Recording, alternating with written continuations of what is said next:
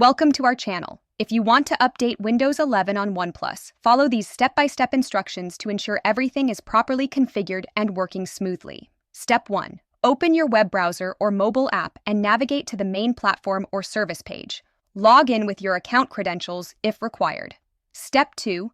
Click on your profile icon or menu button, usually located in the top right corner of the page, and select Settings or Account Management from the drop-down menu. Step 3. Navigate to the appropriate section within Settings, such as Preferences, Security, or Account Options, where you can view and modify relevant configurations. Step 4. Look for the specific option or feature you want to adjust. Click on it to access the detailed settings page. Step 5. Make the necessary changes by toggling switches, selecting options from drop-down menus, or entering required information in the provided fields.